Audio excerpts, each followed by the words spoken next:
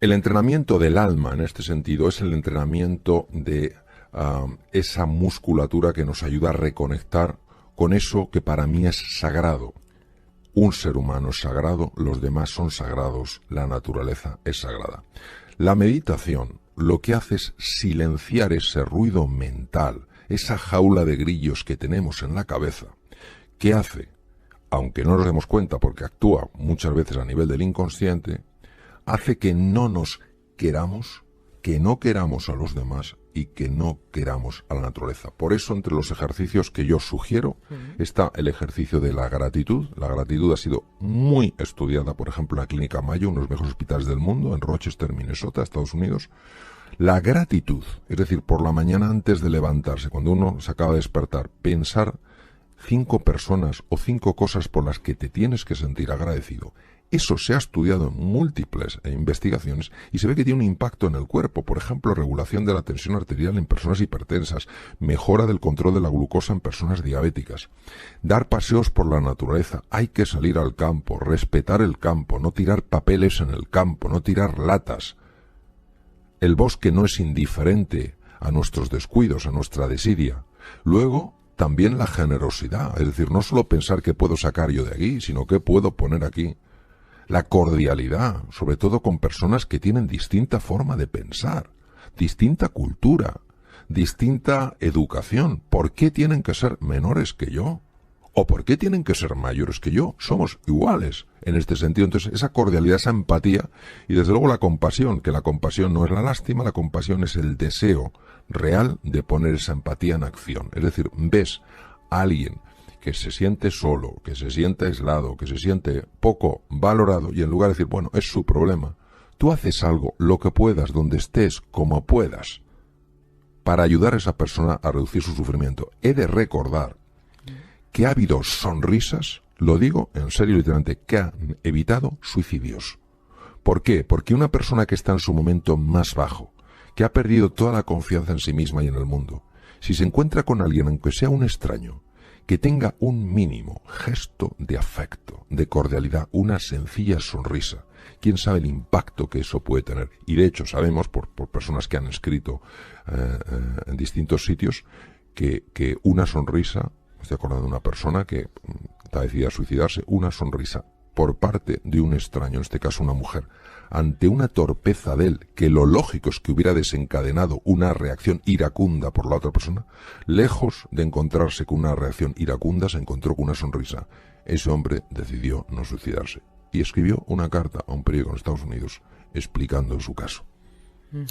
Hay una frase que me ha llamado mucho la atención del libro, que es: si no puedes más, es cuando más tienes que poder.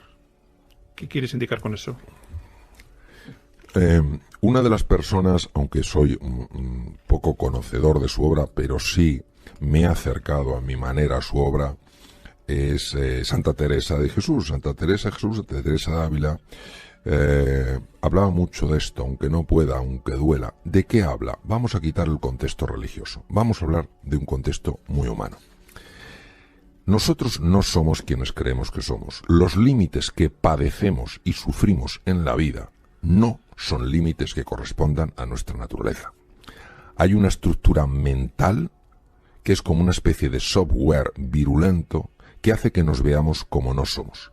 En cuanto empezamos a salir de esa estructura mental, empezamos a rozar los límites. Imaginémonos que estamos cruzando la línea del horizonte. Pues nos entra la angustia, el miedo al vacío, como hace 500 años que pensaban que tras el precipicio había dragones. Y nos echamos para atrás. Pues no, en ese momento donde crees que no puedes más, que tienes miedo, que te sientes incompetente, que te sientes desesperanzado, que te sientes solo, que ves que todo se te hace grande, en ese momento hay que estirar un poquito más, atreverse un poquito más en aquellas cosas que en tu vida tienen sentido. Porque al atreverte ocurre una cosa singular, que es que te das cuenta de que sí que se puede. Y entras en contacto con un mundo que está más allá del mundo mental y que es el mundo real. Y el mundo real es infinitamente más benévolo que el mundo mental. Y voy a poner un ejemplo. En una situación que no es nada fácil, que es la pérdida de un ser querido. Y una persona diría, por favor, el mundo real, a esta persona tan joven. Yo hace poco perdí un queridísimo amigo en nada, se nos fue nada. Dices tú, el mundo real, pero ¿cómo va a ser benévolo el mundo real? No. Nosotros no entendemos desde la mente el mundo real, no entendemos por qué gente tan extraordinaria se va tan pronto. Pero fijémonos lo que puede hacer el mundo mental. El mundo real ves una pérdida, duele, es difícil. Uno tiene que superar el proceso de duelo. Pero imaginemos lo que puede hacer el mundo mental. ¿Por qué esta persona que era tan buena? ¿Por qué esta persona que era? ¿Por qué nos ha ido alguien que era más malo? ¿Por qué no sé qué tal cual? Y nos mete en una dinámica que, lejos de ayudarnos a recuperarnos de la pérdida, lo que nos llena es de frustración, de resentimiento contra la vida, de desesperanza, de sensación de que la vida es algo tan absolutamente incierto que nos supera. Por eso creo que todo acercamiento al mundo real, incluso con sus dificultades, nos va a ayudar a encontrar nuestros verdaderos límites, que desde luego son muchísimo más superiores, o sea, muchísimo más, ¿cómo diría yo? Nos damos cuenta de que los límites que nos contienen no son reales en absoluto. Es decir, que el campo de juego que tenemos, el mundo de posibilidad y de oportunidad, es infinitamente superior al que creíamos. La clave para serenar la mente solo es una, en mi experiencia, que es el dominio de la atención, que no es el sometimiento a la atención, es el gobierno de la atención. Entonces, la atención hay que dirigirla a el presente. Cuando el circuito de la mente errante lo va a querer llevar al pasado en sus lamentaciones y al futuro en sus preocupaciones. ¿Qué es lo que está vivo aquí y ahora? Algo tan sencillo como las sensaciones de mi cuerpo. Sensaciones como puede ser pues lo que yo noto en la mano en este momento, lo que noto en el codo, o la respiración que noto que va haciendo que mi cuerpo se expanda y se retraiga. El simple hecho de llevar la atención unos minutos a esas sensaciones que expresan la existencia de un cuerpo que está vivo en el presente, tienen en sí la capacidad de reducir la actividad de la mente errante, del circuito neuronal por defecto, y activar el otro circuito. Si esto es tan fácil, si esto es tan sencillo, ¿por qué nadie lo hace? Porque desde el punto de vista de la mente condicionada, esto no tiene ningún sentido. Vamos a ver, estas prácticas tienen 2.500 años mínimo de haber existido. Ya en el Bhagavad Gita de hace 3.000 años ya se habla del problema de la mente, pero fue el príncipe Sakyamuni Gautama Siddhartha, el primer Buda, Sakyamuni Buda, el que descubrió que la mente es caótica, y cuando la mente es caótica genera todo tipo de problemas, y que la forma de serenar la mente era el dominio de la atención. ¿Cuál ha sido la dificultad? Porque esto no se ha incorporado antes y porque ahora el mindfulness hace furor en los hospitales, en Silicon Valley, en las escuelas, en las universidades. Porque claro, todo el mundo atribuía esto a algo muy esotérico, muy de la religión budista, poco tiene que ver conmigo, es otra cultura, a mí esto incluso me repele. No, la ciencia empezó a estudiarlo hace 30 años, una serie de pioneros, y dijeron, vamos a ver si esto tan sencillo como es poner la atención en el cuerpo, en la respiración, tiene un impacto. Y yo personalmente, con uno de los pioneros en el mundo, Dr. Harry Benson, que fue profesor mío, estábamos en el hospital, en el Deaconess de Boston. Yo estaba en trasplante hepático en aquella época y él estaba en lo que estaba, que era cardiología. Y hablábamos en su despacho, yo había bajado de mi departamento, estaba en el suyo, y me decía, mira Mario, nosotros estamos aplicando esto en enfermos con patologías cardíacas que requieren cirugía. Vamos a ver, cuando hablamos de nuestra corpora hay que parar el corazón, hay que hacer una cirugía, la que sea, una válvula, un bypass coronario, y luego tienen que ir a la UBI. Claro, en la UBI uno de los problemas, y lo sé por cuando yo estaba como uno de los responsables de la UBI en Estados Unidos, cuando venían los enfermos con cirugía cardíaca, pues la cantidad de arritmias que pueden hacer, muchas no tienen mucha importancia, pero algunas sí son muy severas. Pues el doctor Benson, cardiólogo de la universidad, decía, personas que han practicado esto antes de entrar en quirófano, obviamente no el día antes, se les enseña a practicarlo antes, se les pone a dormir, van a la UBI y estando inconscientes se ve que tienen menos arritmias, es decir, de alguna manera el cuerpo incorpora esto como un recurso. Entonces, claro, Han hecho falta toneladas de tinta y cientos de investigaciones para dar validez a algo que ya tenía validez. Pero nosotros, que somos, yo entre ellos, con una mente a veces tan excesivamente científica que no lo creemos hasta que no lo vemos, hemos necesitado mucha investigación científica para descubrir que efectivamente estas personas, los budistas, como también los padres cristianos del desierto en el siglo IV después de Cristo, en Egipto, Siria, descubrieron que para estar bien en la vida hay que serenar la mente, y para serenar la mente hay un camino que es enfocar la atención. ¿Hasta qué punto nuestro pensamiento condiciona nuestra respuesta física en la vida? El pensamiento tiene la capacidad de activar ciertas cosas en lo que se llaman los mapas de los sentimientos, sobre todo en el cíngulo anterior, en la ínsula de Ryle, que son estructuras cerebrales. Y los sentimientos son capaces de activar procesos corporales a los que llamamos emociones. Es decir, si yo pienso que soy incapaz y le doy vueltas a que soy incapaz, pronto me sentiré incapaz. Fíjate que sentirse incapaz es mucho más devastador y duro que pensar que uno es incapaz. Pero el problema no es solo sentirse incapaz, es que llega un momento en el que eso, al afectar al cuerpo, hace que yo realmente sea incapaz. Nosotros no podemos cambiar los sentimientos de forma directa. No conozco ningún sistema, he dado bastantes vueltas, lo cual no quiere decir que no exista, no lo he encontrado, para cambiar directamente los sentimientos. Pero sí podemos cambiarlos indirectamente, cambiando la forma de pensar y cambiando la fisiología de nuestro cuerpo.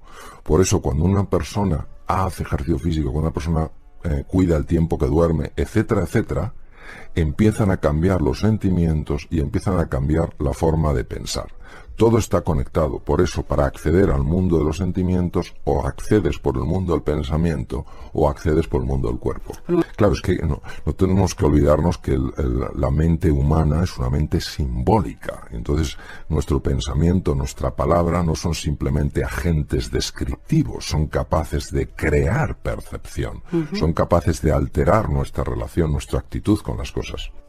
Hablemos también, si te parece, del estado de bienestar físico y de cómo contribuye tanto la nutrición como la salud física, como el entrenamiento a nuestro bienestar. ¿Qué sucede científicamente en nuestro cuerpo? ¿Por qué es tan importante realmente entrenarse? Hoy nosotros sabemos que la nutrición tiene un impacto directo, no indirecto, directo en el funcionamiento del cerebro y, por ejemplo, en la aparición o no aparición de cuadros de ansiedad y cuadros de depresión.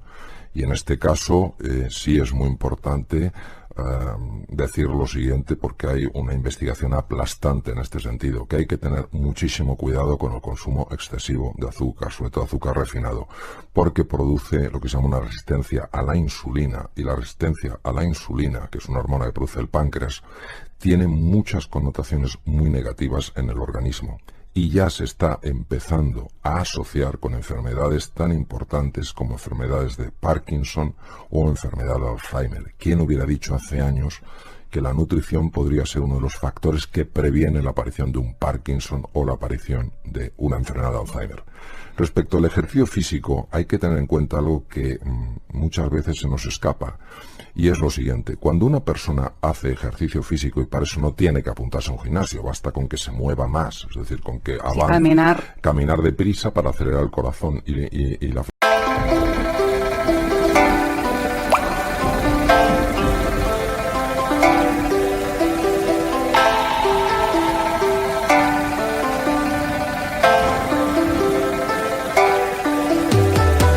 Ca buồn mà cất lời không lên, người đi mất mà nhất thời không quên, lòng u tối dù đất trời không đêm, kể từ khi sống lấy lất đời không em. Đầu quay cuồng trong hơi men, đưa chân về nơi quen, dấu vết chẳng hề phai, và rồi chợt nhận ra và vô tình khơi thêm ký ức bung lơi êm mà đã từng kể vai và ngồi. Chẳng cần thiết phải viết nên sử sách mà lại phải nếm trải chuyện não nề.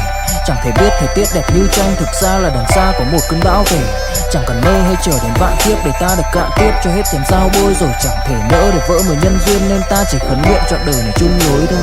Những kẻ si mê tới điên thường mơ tưởng cái thiên đường yêu đương được tô điểm nhưng hận tạo hóa tuyệt nhiên có ai đành biến em thành anh đài tình ta như hồ điệp vẫn mãi giữ riêng đây về giây phút khắc sâu chẳng yêu em mà từng chút mắc câu sầu hút hút khuất sau về nét bút chóc đau hạnh phúc đâu cần chỉ cho phút bắt đầu nhớ đến cái lúc còn gió sương vơi đầy nhớ hình bóng người nào đó vương nơi này trong vài khoảnh khắc mong có được đôi tay ấy cố lau đi bờ mi khi nào thường hơi cay xa một người phải bước qua cuộc đời không phải xa đi vĩnh viễn mà chúng ta chỉ tạm chỉ lên frecuencia respiratoria y hacerlo como 30 minutos al día, 5 días a la semana, que además se pueden dividir en 3 bloques de 10 minutos cada día. Lo interesante es que cuando se hace ejercicio físico se liberan una serie de sustancias, de neurotransmisores, en este caso de neurotrofinas, que son como mediadores químicos que favorecen que crezcan cosas en el cerebro. ¿Que crezcan qué? Que crezcan aparezcan nuevas conexiones, las maravillosas sinapsis descritas por don Santiago Ramón y Cajal, que se formen nuevas neuronas en ciertas áreas. Y lo más bonito es en las áreas en las que se forman. Por ejemplo, los hipocampos. En los hipocampos se forman nuevas neuronas a partir de células madre que están en las cavidades cerebrales o ventrículos. Los hipocampos son esenciales en la memoria y el aprendizaje. Aumentan las conexiones en las regiones prefrontales, esenciales en la capacidad de analizar, en la capacidad de tomar buenas decisiones, en la capacidad de mantener la atención. Y además aumentan las conexiones en el cíngulo anterior. El cíngulo anterior es la estructura cerebral más importante en la conexión humana. Cuando hablamos de consciente y cuando hablamos de inconsciente, a nivel más físico, ¿dónde está? Tú tocas un tema que es importantísimo. Hay una diferencia entre saber algo y saber hacerlo. El aprendizaje no es saberlo. El aprendizaje es saber hacerlo. ¿Por qué hay esta diferencia entre saber y saber hacerlo? Porque el saber corresponde a la mente consciente, entendido la mente consciente en un sentido muy físico, muy neurológico. Es decir, bueno, intelectualmente entiendes algo, intelectualmente lo sabes. Cuando ese conocimiento se convierte en comprensión profunda, ya no es parte de lo que sabes, es parte de lo que eres. Y efectivamente, para que eso sea así, tiene que ser recogido, asimilado, digerido por una parte que está más allá de la consciencia ordinaria y que en términos generales se llama inconsciente o subconsciente. Bien, no podemos decir el número de datos que procesa el inconsciente. No lo podemos, precisamente por eso, por lo Khi say anh thường hay nhắc về em, mong khỏa lấp những u tối, khoảnh khắc về đêm nghe lại bài ca ngày xưa cũ. Ta hát về nhau nhớ những giấc mơ ta từng ước, to tát về sau và đó là khi mà anh dần lụy là không làm chủ chính mình. Thấy không gian trở nên tồi tệ, mọi thứ bao phủ chính mình. Em đâu còn như điều anh mơ, anh cũng tự nhủ chính mình. Nhưng mà thôi em, nào ai giỏi mà đủ tính tình, chẳng thể vươn tới được cảnh cao dù anh có nhã ý trèo. Trong cơn say mọi thứ cuồng quay, anh trở thành gã chí phèo. Yêu chân thành là không thay lòng dù em có như thị nở. Ý anh là em như cô tấm, nhìn em như thị nở. Đêm vắng nàng ngón tay xám vàng vì đốt cả bao thuốc lá. Căn phòng chung ký sữa nồng ấm, bây giờ sao bút giá. Một thói xấu mà anh đã quen khi em không ở bên lâu. Anh thường ngồi trong một góc tối nhậu suốt cả đêm thâu. Em mang con tim anh đi đâu, khiến anh mù quáng vẫn cô sáng mỗi khi đau. Em mang con tim anh đi đâu, điều gì choáng váng để xứng đáng ướt mi nhau. Em mang con tim anh đi đâu, khiến anh mù. Ocurridizo que es. Sí, obviamente teniendo en cuenta la cantidad de información que le tiene que llegar por los sentidos y la forma tan rápida en la que procesa, de tal manera que tenemos una reacción inmediata ante un peligro, etcétera, etcétera, no cabe duda que el número de datos que procese tiene que ser absolutamente fabuloso. ¿Cómo sacar partido al inconsciente? Vamos a ver. Para poder sacar partido al inconsciente hay que ser capaz de influir en el inconsciente. Los sistemas para influir en el inconsciente son diferentes de los sistemas para influir en el consciente. Al inconsciente solo se le influye, al menos desde mi conocimiento, desde mi experiencia, de dos formas: o con imágenes o con emociones. Cuando usamos la imaginación y las emociones de una forma conjunta, el inconsciente siempre lo recoge. Es decir, al inconsciente no se llega con conocimientos, se llega con experiencias. Si en una clase se está transmitiendo un concepto, por ejemplo, el concepto de la importancia de la escucha, y dedicas 2 horas a explicar el concepto, la persona puede conocerlo perfectamente, salir de ahí y escuchar igual de mal que escuchaba antes. Pero si se genera en esa clase una experiencia en la que las emociones, las imágenes, de alguna manera se conecten y esa persona tenga una experiencia de lo que es escuchar y sentirse escuchado, cuando esa persona sale de ahí, ya lo tiene incorporado, ya lo vive. No cabe duda que los viejos patrones que dificultan que escuchemos van a intentar que eso se convierta en una experiencia fugaz. Es ahí, desde esa primera experiencia potente, muy intensa de la importancia de la escucha, cuando uno tiene que hacer un trabajo constante, pequeño, más diario, para ir afianzando eso. Porque sabemos que a nivel físico son circuitos neurales. Se abren nuevas conexiones, se generan también nuevas conexiones entre las neuronas, pero para que esas conexiones se mantengan estables, para que se afiancen, hay que hacer un trabajo constante.